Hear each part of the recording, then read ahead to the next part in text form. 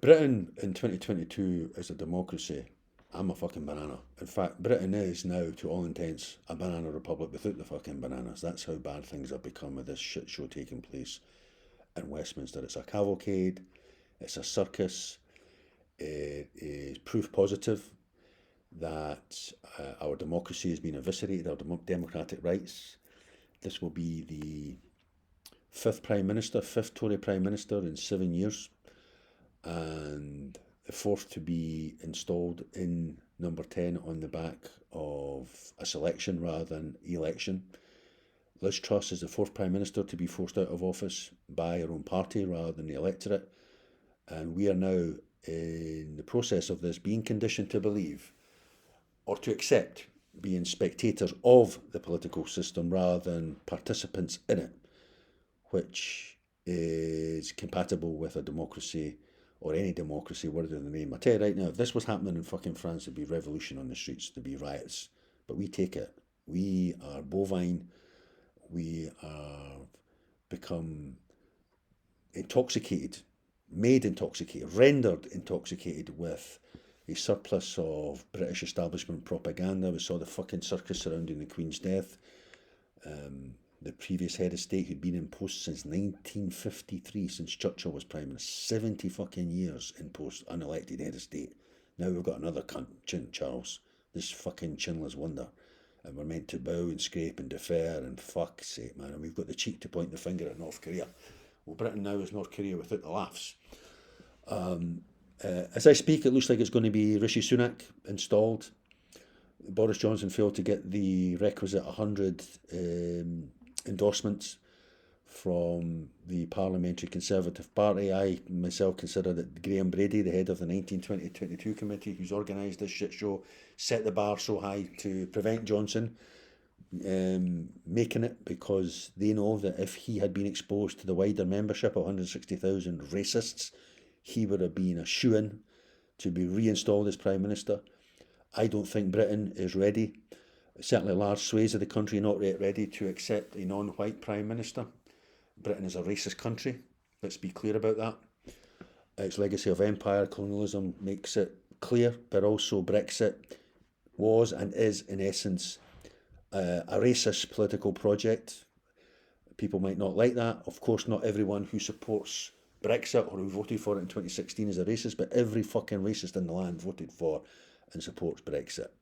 It was a reassertion of the primacy of a white British stroke English identity after years of multiculturalism and the multiracialism, which is the lived reality of Britain in 2022, whether they like it or not.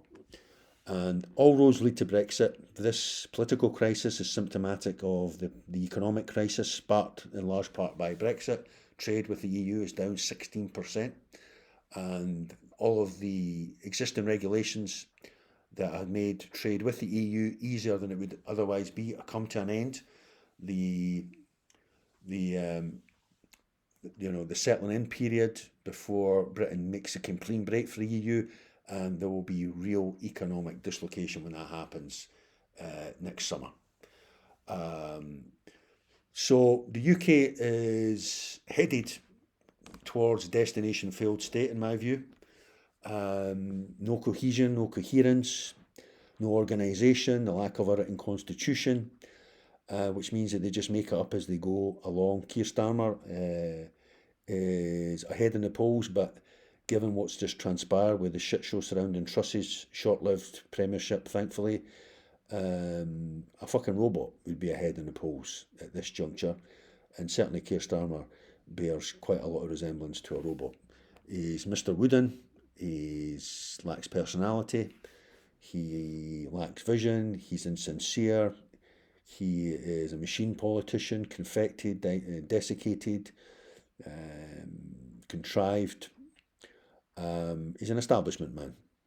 He looks and sounds like he should be the bank manager of a bank in Nether Wallop rather than the putative leader of the country. And he certainly doesn't play well in Scotland. He arrives in Scotland like a fucking alien with that lacquered hair, his Middle England accent. It's over for the Union. I think the argument in favour of Scottish independence has already been won, but the political process, of course, has to be undertaken, and that's going to be where the struggle begins. This will not be won, I contend, in Parliament. This will be won in the streets, because these bastards at Westminster, this Tory establishment, will not acquiesce in the holding of a second referendum. They will not cooperate. They'll do everything to block it because they know they'll lose. And no Tory Prime Minister wants to go down in history as a Prime Minister who quote unquote lost Scotland. It was too close for comfort for them last time. And this time, I have to say, Nicola Sturgeon's recent press conference, where she outlined Scotland's economic case for independence, was, I think, quite inspiring and scintillating. I didn't expect it to be as bold when she talked about the establishment of a Scottish central bank and the move towards an independent Scottish pound, Scottish currency, which was lacking in the prospectus for 2014 and which did lots, I think, to derail support for independence then. And then her talking up the prospect of an independent Scotland rejoining the EU in a single market, which I think is a no-brainer. Not because I'm a fulsome supporter of the EU, but on the basis of economics and trade, and also all the other benefits that come from being a member state of the European Union. I'd rather be a member of the European Union than the fucking UK, put it that way. The EU is the largest free trading bloc in the world. The EU is in grievous need of democratic reform, but I think those reforms there's more chance of achieving those reforms by being in it and being part of it than being outside of it. I think Brexit, on any objective measure, has been a disaster, and it's an unfolding disaster.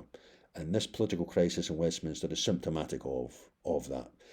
Liz Truss was a libertarian crank. She was a nutcase. The idea that someone like her could even get near elected office, never mind the highest office in the land, is astonishing to me. Her madcap ideas, which were tantamount to a free market experiment conducted in the laboratory of the dam known as the UK, blew right back in her face. And these people are extremists. These are class warriors. They're extremists.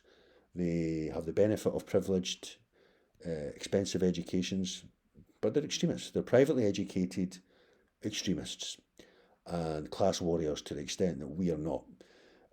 We have been in a class war since 2010, since the Tories came in, and austerity was forced on the working class, this mass experiment in human despair.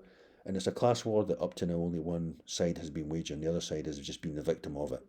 There's going to come a point of critical mass, though, where we either have to get on the street or contemplate our complete ruination as a class. Inch by inch, day by day, they're encroaching on our democracy, our democratic rights, our economics rights, and even our right to live a life worth living. More food banks in the UK now than libraries. Low wages are endemic. Lack of conditions in the workplace are endemic.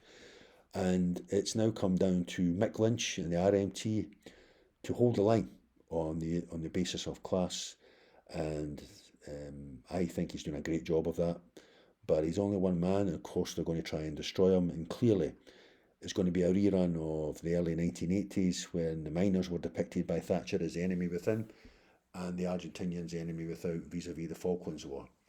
And if Ukraine wins the war against Russia, the Tories will try and take a lot of credit for it because of the extent to which the Tories, under Boris Johnson in particular, weighed in behind Ukraine's war effort. And they'll use that political capital, as Thatcher did, to wage war against the organised working class at home. Make no mistake about it, on the basis of jingoism and unthinking British nationalism. So that's what we're facing. It's all to play for in Scotland. As I say, this campaign for Scottish independence will have to take place on the streets, mass mobilisation, and if necessary, civil disobedience. Freedom is not won in parliaments. It's not won in the courts. It's won in the streets.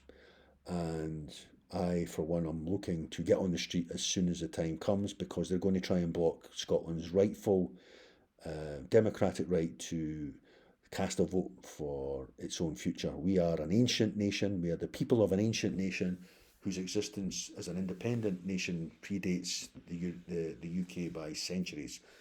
And it's time that we reasserted the rights that flow from that history. These bastards in Westminster, this the contocracy would have us believe that we are North Britain. They treat us like North Britain, that we're a region of the UK rather than a constituent nation or a partner nation within it. And this has been the lived experience of people in Scotland since the early 1950s, but it's the last time people in Scotland, the majority of people in Scotland, voted for the Tories. So I just thought I'd say a few words on the current situation. Please feel free to leave a comment. If you like what you hear, subscribe to get notification of new videos. I'm going to be putting these out more regularly because I think we are entering a very important period in history, and I don't say that lightly. But for now, thanks for listening, thanks for watching, peace out.